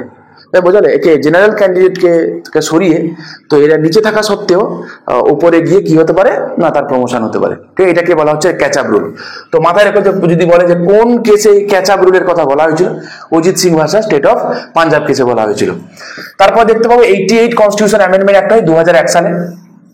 ঠিক আছে, দিয়ে আবার কি করে না সেখানে গিয়ে আবার পার্লামেন্ট করে কি to neglect the catch up rule directed by the Supreme Court. বলছে না, পার্লামেন্ট এখান থেকে করেছিল 77-তে যা কাজটা করেছিল, বলেছিল কি যে প্রমোশনের ক্ষেত্রে আমরা রিজার্ভেশন দেখবো, থাকবে প্রমোশনের ক্ষেত্রেও থাকবে। এটা ইন্দিরা সাইনি কেসের ভার্ডিক্টকে ভায়োলেট হচ্ছে, একটু কনফিউজিং হয়ে যাওয়ার মতোই বলে দিচ্ছি, চাপ নেই। অজিত সিং এসে কি বললো, অজিত সিং এর কেসে এসে এই 77 কনস্টিটিউশন অ্যামেন্ডমেন্ট বলতে ঠিক আছে, কোনো চাপ নেই, ঠিক নেই, ক্যাচ আপ রুল ফলো করো। ক্যাচ আপ রুলটা আমি তোমাকে বললাম, পার্লামেন্ট তখন বলো না ক্যাচ আপ রুলটা বড্ড বাড়াবাড়ি হয়ে যাবে, ক্যাচ আপ রুল না। তো 85th কনস্টিটিউশন অ্যামেন্ডমেন্ট অ্যাক্টে কি বললো, যে ক্যাচ আপ রুলটাকে কি করলো, নেগলেক্ট করলো। It introduced promotion with consequential seniority. This act was brought within the retrospective effect from 1995। Retrospective মানে বোঝো, পিছন থেকে লাগু হওয়া, সেটাকে বলা হচ্ছে কি রেট্রোস্পেক্টিভ এফেক্ট, ঠিক আছে।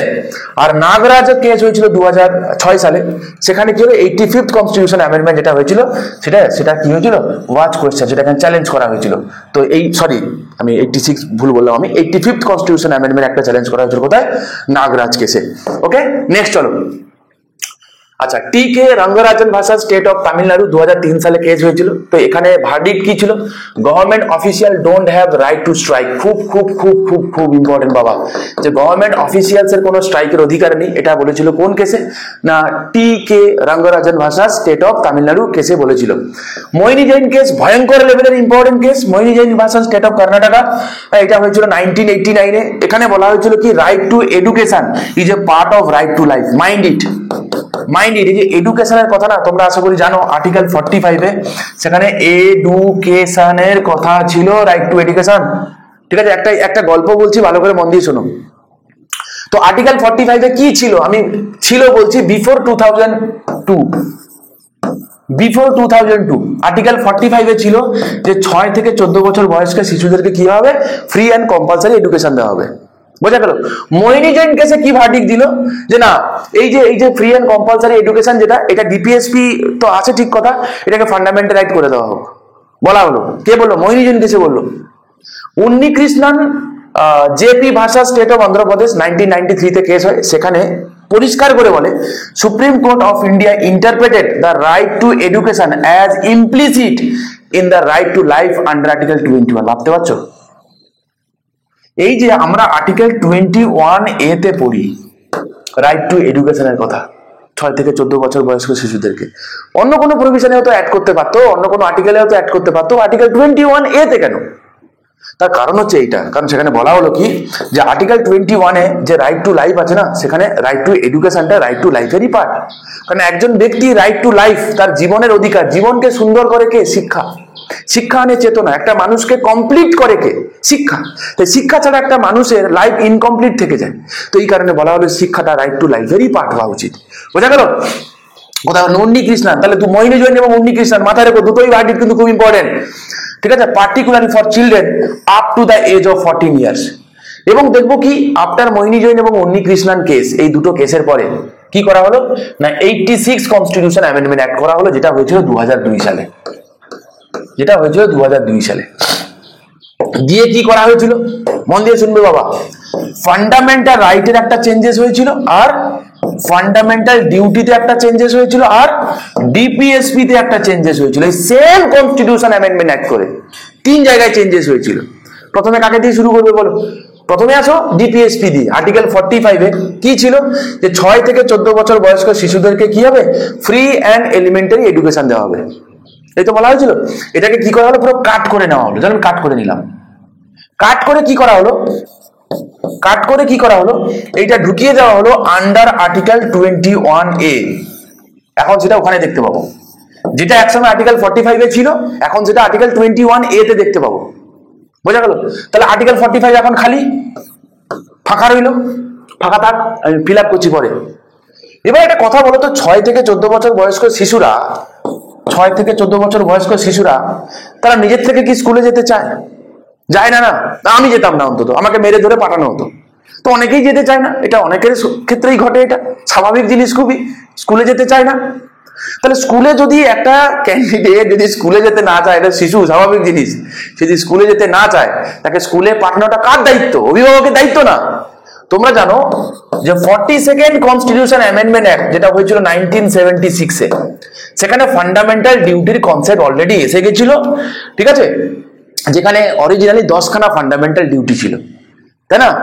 ABCDEFGHIJ, এই জে অবধি ছিল, এবং কে অ্যাজ ফান্ডামেন্টাল ডিউটি, হ্যাঁ 51 এর কে তে কি করা হলো, 11th ডিউটি হিসাবে এটা অ্যাড হলো যে it is the duty of the parents, কি না 6 থেকে 14 বছর বয়স্ক শিশুদেরকে স্কুলে পাঠানোটা, এটা প্যারেন্টদের দায়িত্ব। তাহলে আমার ফান্ডামেন্টাল রাইটও হয়ে গেল, ফান্ডামেন্টাল ডিউটি হয়ে গেল। What about DPSP?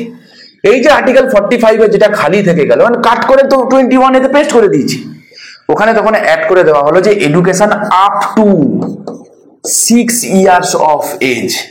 তাই এখন দেখতে পাবো আর্টিকেল 45 এ 6 বছর পর্যন্ত শিশুদের শিক্ষার কথা বলা হয়েছে, আর্টিকেল 21 এতে 6 থেকে 14 বছর বয়স্ক শিশুদের কথা বলা হয়েছে, ফান্ডামেন্টাল ডিউটিতে 6 থেকে 14 বছর বয়স্ক শিশুদেরকে স্কুলে পাঠানোর কথা বলা হয়েছে, অভিভাবকদের এটা ডিউটি, এবং এটা হচ্ছে 11th ডিউটি, অ্যাড হয়েছে 51A তে, মনে থাকবে আশা করি, ঠিক আছে? নেক্সট, এবং সব ঘটনা ঘটেছে কিন্তু থ্রু এই একটাই constitution amendment act, that is 86 constitution amendment act করে। এটা চন্দ্রকুমার কেস 1997 কেন পপুলার বাবা? এই কারণে পপুলার যে supreme court rule that writ jurisdiction of both the high Court and the Supreme court constitute a part of the basic structure of the constitution. বোঝা গেল? Writ জুরিডিকশনটাও যে একটা বেসিক স্ট্রাকচারের পার্ট, সেটা বলা হয়েছিল কোন কেসে? এই চন্দ্রকুমার কেসে বলা হয়েছিল 1997 এ। ওকে, আচ্ছা, writ jurisdiction of supreme court কত নম্বর আর্টিকেল আছে? আর্টিকেল 32 তে। হাই কোর্টের কত নম্বর আর্টিকেল আছে? আর্টিকেল 226 এ আছে। কতগুলো রিট আছে? 5খানা রিট আছে। কি কি রিট আছে? Habeas corpus, mandamus, prohibition, সার্টিফিকারি, কোয়ারেন্টো। Habeas কর্পাসকে বলা হয় বুলওয়ার্ক অফ পার্সোনাল ফ্রিডম, স্বাভাবিক, একজন ব্যক্তির রাইটকে সে প্রোটেক্ট করে, এটুকুনি মাথায় রেখো। হ্যাঁ, এবারে কি বলেছে না রিগার্ডিং রিট জুরিডিকশন, হ্যাঁ রিট জুরিডিকশনের ক্ষেত্রে কি দেখো কি না হাই কোর্টস আর মোর পাওয়ারফুল দেন সুপ্রিম কোর্ট, ঠিক আছে? হাই কোর্টস আর মোর পাওয়ারফুল দেন সুপ্রিম কোর্ট। আর একটা কথা মাথায় রেখো যে রিট জুরিডিকশনের ক্ষেত্রে যে writ jurisdiction of supreme court যেটা, এটা ইটসেলফ ফান্ডামেন্টাল রাইটের পার্ট, কিন্তু 226 কিন্তু ফান্ডামেন্টাল রাইটের পার্ট নয়, ঠিক আছে? সুপ্রিম কোর্ট রিট ইস্যু করতে পারে শুধুমাত্র to protect fundamental right, not in other cases, কিন্তু হাইকোর্ট রিট ইস্যু করতে পারে not only to protect fundamental right but also other legal right গুলোকে প্রোটেক্ট করার জন্য কিন্তু সুপ্রিম কোর্ট কি করতে পারে, তোমাদের রিট ইস্যু করতে পারে, ঠিক আছে? যেমন ধরো আমি যদি বলি right two property, right two property এখন ফান্ডামেন্টাল রাইট না কিন্তু লিগাল রাইট, তো 300A তে আছে, তাহলে রাইট টু প্রপার্টি যদি কারোর ভায়োলেট আছে কোথায় যাবে? সে কিন্তু যাবে বাবা হাইকোর্টে যাবে, সুপ্রিম কোর্টে নয়, ঠিক আছে? মাথায় রেখো। নেক্সট আছো right to life and liberty related গল্প, right to life and personal liberty, যেটা আর্টিকেল 21 রিলেটেড গল্প। কি বলেছে right to life and personal liberty related? প্রথমত জানতে হবে AK Gopalan case versus state of Madras 1950 তে হয়েছিল। AK গোপালান কেস এটা মূলত হয়েছিল প্রিভেন্টিভ ডিটেনশন রিলেটেড কেস ছিল, ঠিক আছে? ডিটেনশন তোমরা জানো যে পুনিটিভ ডিটেনশন, প্রিভেন্টিভ ডিটেনশন আছে কিনা, সেই রিলেটেড কেস ছিল। এখানে বলতে গিয়ে বললো যে আমি তোমাদেরকে আগের দিন পড়িয়েছিলাম যে প্রসিডিওর এস্টাবলিশড বাই ল এর একটা ন্যারো ইন্টারপ্রিটেশন করা হয়েছিল এবং এটাই লাগবে, ঠিক আছে? আন্ডার আর্টিকেল 20 আমি আগের দিন তোমাদের ডক্ট্রিন গুলো পড়িয়েছিলাম, তোমরা একটুখানি প্লিজ দেখে না, এই সমস্ত কিছু বলা আছে, তাহলে অনেকটা সময় আমার বেঁচে যাবে, ঠিক আছে? ডিটেনশন তোমরা জানো আর্টিকেল 22 তে আছে, ঠিক আছে? তাহলে AK গোপালান কেসে কি বলা হয়েছিল, মোরাল অফ দ্য স্টোরি কি না, এটা ছিল একটা preventive detention related case, number 1, ঠিক আছে? নাম্বার 2 কি বললাম যে এটা এখানে প্রসিডিওর এস্টাবলিশড বাই ল এর একটা ন্যারো ইন্টারপ্রিটেশন দেওয়া হয়েছিল, very very very much important, ঠিক আছে? নেক্সট এটা মেনকা গান্ধী কেস, এটাও আমি আগের দিন করিয়ে দিয়েছিলাম। এখানে কি করা হয়েছিল, প্রসিডিওর এস্টাবলিশড বাই ল এর এখানে একটা ব্রড ইন্টারপ্রিটেশন করা হয়েছিল, ঠিক আছে? মাথায় রাখো supreme court gave a new dimension to article 21 procedure established by law within the meaning of article 21 must be right, just and fair, not arbitrary. দেখে নাও আগের দিনে আমি সব এগুলো বলে রেখেছি। আর সুনীল বাত্রা ভাষা দিল্লি অ্যাডমিনিস্ট্রেশনকে যেটা হয়েছিল 1979 এ কি বলা হয়েছিল না right to life included right to lead healthy life, ঠিক আছে? তোমরা দেখবে তোমাদেরকে সবাইকে বল, যারা মেন্স দিতে যাবে তাদেরকে বিশেষ করে বলছি, আর্টিকেল 21 এর আন্ডারে না বেশ কিছু কিছু এক্সপ্লিসিট রাইটস ডিক্লেয়ার করেছে, যেগুলো সুপ্রিম কোর্ট বিভিন্ন কেসে ভার্ডিক্টে ডিক্লেয়ার করেছে। লক্ষ্মীকান্তের বইতে দেখবে আছে 30-35টা মতো আছে, একবার জাস্ট চোখ বুলিয়ে যাবে, একবার জাস্ট চোখ বুলিয়ে যেও, ঠিক আছে? Right to not hanging publicly, right to clean air, right two free medical aid, right two speedy trial, আমি যেগুলো বলছি দেখবে একটা করে আছে, রাইট টু লাইফ ইন্স্যুরেন্স, সমস্ত কিছু ওখানে আছে, বুঝা গেল? রাইট টু স্লিপ একদম রামলীলা ময়দান কেসে রাইট টু স্লিপ, ঘুমানোরও অধিকার আছে বলা হয়েছে সেখানে, বোঝা গেল? তো সেগুলো দেখে নেবে যে কোনগুলো রাইট টু লাইফের পার্ট, একটুখানি দেখে নেবে প্লিজ বাবা। আর্টিকেল 21 তোমাদের ভালোর জন্যই বলছি, আবার প্লিজ বলেই বলছি, ঠিক আছে? দেখে নিও, ঠিক আছে? যে right to life introduce right to lead healthy life, কবে বলা হয়েছিল? সুনীল বাত্রা কেস, এটা কিন্তু খুব ইম্পর্টেন্ট কেস বাবা। নেক্সট আসো বেসিক স্ট্রাকচার ডক্ট্রিনের কথা। বেসিক স্ট্রাকচার ডক্ট্রিন কি আমি আবারও বলছি, আগের দিন আমি আলোচনা করে দিয়েছি। শঙ্করী প্রসাদ কেসে প্রথম শুরু হয়েছিল ভার্ডিক দিয়ে, যে কি আমি আবারও বলছি তোমাদেরকে, যে পার্লামেন্ট চাইলে কনস্টিটিউশনকে অ্যামেন্ড করতে পারে আর্টিকেল 368 দিয়ে। Article 368 is not a law. I hope তোমাদের মনে আছে Sajjan Singh versus state of রাজস্থানে সেম কথা প্রনাউন্স করেছিল, গোরখনাথ কেসে উল্টো কথা বলেছে, রাইট? মনে আছে আশা করি, যে বলে যে না আর্টিকেল 368 এটা ল, কারণ এনি এনেক্টমেন্ট, এনি লেজিসলেটিভ এনেক্টমেন্ট সেটাকেই ল বলা হচ্ছে। আর্টিকেল 368 যেহেতু লেজিসলেটিভ এনেক্টমেন্ট, কারণ স্বাভাবিক পার্লামেন্ট পাস করছে, তার মানে লেজিসলেটিভ এনেক্টমেন্ট, তো এটা একটা লই হবে। এবং যেহেতু এটা ল, তাই এটা কি করা হবে না, পার্লামেন্ট ফান্ডামেন্টাল রাইটকে অ্যামেন্ড করতে পারে না। কেশবানন্দ ভারতী কেসে বেসিক স্ট্রাকচার ডক্ট্রিনের ফাইনালি মানে এখানে মানে সামনে এলো আর কি। তো ইন্দিরা গান্ধী ভার্সাস রাজনারায়ণ কেসে তোমরা জানো, এখানেও একটা কি হয়েছিল না, এখানে বলা হয়েছিল কি সুপ্রিম কোর্ট স্টার্ট ডাউন করেছিল 39 কনস্টিটিউশন অ্যামেন্ডমেন্ট অ্যাক্ট।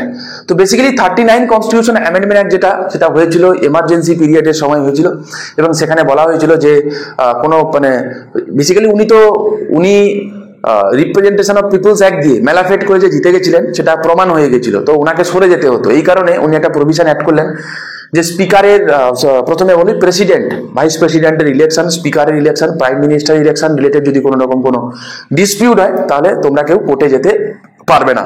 তো সেটা এখানে কি করা হলো, এখানে নালিফাই করা হলো ইন্দিরা গান্ধী ভার্সাস রাজনারায়ণ কেসে, which stated that no court had jurisdiction over the election disputes of the prime minister. বলা হয়েছিল সেটাকে কি করা হলো, সেটাকে স্ট্রাইক ডাউন করা হলো, সেটাকে বাদ দিয়ে দেওয়া হলো, ঠিক আছে? বলা হলো যে না, এগুলো জুডিশিয়াল রিভিউর আওতায় আসবে, জুডিশিয়াল রিভিউর আওতায় আসবে। মিনার্ভা মিলস কেসে Union of India, Minerva Mills versus Union of India কেসে, the power of amend article 368 is limited. আমি একটু আগেও তোমাদেরকে বলেছিলাম যে limitation of power of article 368, article 368 এ অ্যামেন্ড করতে দিয়েছে মানে এই নয় যে পার্লামেন্টের কাছে আনলিমিটেড পাওয়ার আছে, তা নয়, সেই পাওয়ারটাও কিন্তু লিমিটেড পাওয়ার, বোঝা গেল? এবং নট আ অ্যাবসলিউট। এবং এটাই তোমাকে জিজ্ঞাসা করবো যে আর্টিকেল 368 এ অ্যামেন্ড করতে দিয়েছে মানে লিমিটেশন অফ আর্টিকেল 368, সেটাও বেসিক স্ট্রাকচারের পার্ট। সেটা কোন কেসে ভার্ডিক দিয়েছিল? Minerva Mills case, Minerva Mills case and Minerva Mills case. মাথায় রাখো, আর limited amending power was a very well part of the basic structure doctrine of the constitution. কেন না, বিকজ আমরা কনস্টিটিউশনাল সুপ্রিমেসিতে বিশ্বাস করি rather than parliamentary supremacy. Parliamentary supremacy হলে এদিক ওই ছাড়খাড় হয়ে যাবে, তাই না? চেকস এন্ড ব্যালেন্স করতে দিয়েছে কাকে? সুপ্রিম কোর্টকে। আমি বারবার বলছি বাবা, আমরা কিন্তু কনস্টিটিউশনাল সুপ্রিমেসিতে বিশ্বাস করি। ওয়ামেন রাও কেসটা ভয়ঙ্কর লেভেলের ইম্পর্টেন্ট একটা কারণে, কারণ ওয়ামেন রাও কেসে এখানে বেসিক্যালি আর্টিকেল 31 এর এ এবং 31 এর বি, তোমরা জানো 31 এ এবং বি দুটো অ্যাড করা হয়েছিল through first constitution amendment act. 31 B তে আছে 9 শিডিউলের কথা, এবং 31 এর এতে সার্টেন কাইন্ডস অফ ল যেটা জুডিশিয়াল রিভিউর আওতায় আসবে না, সেগুলোর কথা বলা আছে, ঠিক আছে? এবং এখানে ওয়ামেন রাও কেসে সুপ্রিম কোর্ট ভার্ডিক দিল কি, যে বেসিক স্ট্রাকচার, মন দিয়ে শোনো, বেসিক স্ট্রাকচারের কনসেপ্ট এসছে কেশবানন্দ ভারতী কেসে, কোনো ডাউট নেই এতে। কিন্তু কালকে যদি তোমাকে জিজ্ঞাসা করে যে কোন কেসে এইটা ভার্ডিক দিয়েছিল, যে কেশবানন্দ ভারতী কেসের পর থেকে তার পরে বেসিক স্ট্রাকচারে যদি ভায়োলেট হয়, তার উপরে এইগুলো অ্যাপ্লিকেবল হবে রেট্রোস্পেক্টিভলি না। মানে আমি এটা বলতে চাইছি, 24 এপ্রিল 1973 তে কি এসেছে, বেসিক স্ট্রাকচার ডক্ট্রিনের ভার্ডিক্ট এসেছে। তার আগে যদি কোনো কিছু ভায়োলেট হয়ে থাকে, আমরা তো সেটা দেখিনি, জানিও না, কারণ তখন তো বেসিক স্ট্রাকচারের কনসেপ্ট আসেনি, বোঝা গেল? ওয়ামেন রাও কেসে এইটা ভার্ডিক্ট দিল যে এটা হচ্ছে কেশবানন্দ ভারতী কেসে ভার্ডিক্ট ডেট, এটা ওয়ামেন রাও ডেট। ওয়ামেন রাও বলছে যে বেসিক স্ট্রাকচার যে কনসেপ্টটা এটা লাগু হবে ফ্রম দ্যাট ভেরি ডে, যেদিন কেশবানন্দ ভারতী কেসের ভার্ডিক্ট এসেছে সেদিন থেকে। তারপর থেকে যা হবে সেগুলো যদি সংবিধানের কোনো বেসিক স্ট্রাকচারকে ভায়োলেট করে, তার উপর অ্যাপ্লিকেবল হবে, তার আগের গুলো না, মানে রেট্রোস্পেক্টিভলি অ্যাপ্লাই হবে না বিফোর কেশবানন্দ ভারতী কেসে, বোঝা গেল? এইটা বলেছিল কে না, ওয়ামেন রাও কেসে বলেছিল, ঠিক আছে? মাথায় রেখো। নেক্সট কথা, নেক্সট আছে IR Coelho versus Union of India case 2007 সালে। আচ্ছা, এই কেসটা বলার আগে ছোট্ট কথা বলে দিই। তো এখানে যেটা বলা হয়েছিল যে কনস্টিটিউয়েন্ট অ্যাসেম্বলি তো এই সংবিধানটা রচনা করেছে, তাই কনস্টিটিউয়েন্ট অ্যাসেম্বলির কাছে যে পাওয়ারটা আছে, পার্লামেন্ট কি সিনোনিমাস অফ কনস্টিটিউয়েন্ট অ্যাসেম্বলি, মানে যাহাই কনস্টিটিউয়েন্ট অ্যাসেম্বলি তাহাই কি পার্লামেন্ট? সুপ্রিম কোর্ট বলছে না, শোনো, যে কাজটা কনস্টিটিউয়েন্ট অ্যাসেম্বলি করতে পারে সেই কাজটা কিন্তু পার্লামেন্ট করতে পারে না।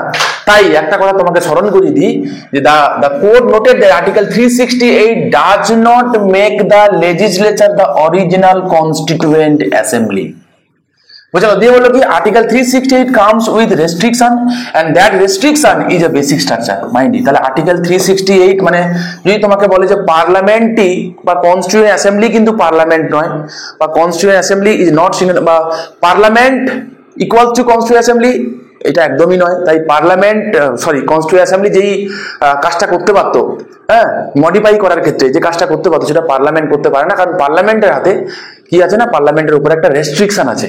ঠিক আছে, সেটা মানে বলা হয়েছিল কোন কেসে? আইআর কোয়েলো কেসে। আর কি বলা হলো? The basic structure could not be harmed or damaged by any amendment. Same কথা রিপিট হয়েছে, মোটামুটি আগে যেই কথাগুলো বলেছিল সেইগুলোই আবার রিপিট মানে রেখেছে। All the amendments made to the constitution after 24th April 1973 have to go through a test if it is in accordance with the essential features of the constitution as reflected in article 21, read with article 14 and article 19. ঠিক আছে, তো এই কথাটা তুমি মাথায় রেখো, এতেই যথেষ্ট। নেক্সট আসো, it deals with validity of laws placed in the 9th schedule. Basically এই কেসটা হয়েছিল, আমরা তো জানি যে 9th শিডিউলে তখন কি করতো, পার্লামেন্ট হোক বা স্টেট লেজিসলেচার হোক, তারা করতো কি, কোনো একটা অ্যাক্ট তারা পাস করলো, দিয়ে তাকে 9th শিডিউলে ঢুকিয়ে দিত। এবার 9th শিডিউলের একটা গন্ডগোল হচ্ছে এইটা যে সেই 9th শিডিউল কিন্তু জুডিশিয়াল রিভিউর আওতায় আসতো না। বোঝা গেল? তাই এখানে সেইটাই বলা হয়েছে পপুলারলি, এই যে IR Coelho case which is popularly known age 9th schedule case. ঠিক আছে, অলসো নোন এজ কি 9th শিডিউল কেস। মাথায় রাখুন, সেটা বলা হচ্ছে না 9th শিডিউলও কিন্তু জুডিশিয়াল রিভিউ আওতায় আসবে, সেটা তুমি কনস্টিটিউশন অ্যামেন্ডমেন্ট করে করো আর যা খুশি করো, 9th শিডিউল কিন্তু জুডিশিয়াল রিভিউর আওতায় আসবে। তো এখন যদি তোমাকে জিজ্ঞাসা করা হয় কি না 9th শিডিউল সত্যি সত্যি এখন কিন্তু জুডিশিয়াল রিভিউর আওতায় আসে। ঠিক আছে, চলো। চন্দ্রকুমার কেস 1997 হয়েছিল। কি বললো না, supreme court rule that the writ jurisdiction of both the high court and supreme court constitute a part of the basic structure of the constitution. Already এটা আমরা দেখেছিলাম। আর নেক্সট কি বলছে, ফ্রিডম অফ রিলিজিয়ন রিলেটেড দু একটা আমরা দেখে নিই। SR Bombay versus Union of India case হয়েছিল 1994-এ। ভয়ঙ্কর লেভেলের ইম্পর্টেন্ট। কেন ইম্পর্টেন্ট বাবা? না এই কারণে এটা important, the court observe that while freedom of religion is guaranteed to all persons in India. ঠিক আছে, তো বলছে ফ্রিডম অফ রিলিজিয়ন সমস্ত পার্সনকে এখানে গ্যারান্টি করা, মানে গ্যারান্টি দিয়েছে। কে দিয়েছে না, কনস্টিটিউশন দিয়েছে। ওকে, এবং এখানে বলা হয়েছিল কি যে secularism is a basic structure of the constitution. ঠিক আছে, the court held that secularism is one of the basic feature of the constitution. ঠিক আছে, তো মাথায় রেখো। এবং এটা ছিল মূলত স্টেট এমার্জেন্সি রিলেটেড একটা কেস। ঠিক আছে, আন্ডার আর্টিকেল 356। সব কটা কথা মাথায় রেখো, এগুলো কিন্তু পরীক্ষায় আসে। তো আজকের আমার এই পর্যন্ত রইল। নেক্সট দিন আরো বেশ কিছু কেসেস আমি তোমাদেরকে করাবো। তোমাদের যদি ভালো লেগে থাকে তোমরা চাইলে এই চ্যানেলটাকে সাবস্ক্রাইব করতে পারো, লাইক করতে পারো, বন্ধুদের মধ্যে শেয়ার করো, বেশি বেশি করে তোমরা কমেন্ট করো, কারণ তোমরা কমেন্ট করলে আমি বুঝতে পারবো যে তোমরা আদৌ বুঝতে পারছো কিনা, পড়াশোনা করছো কিনা।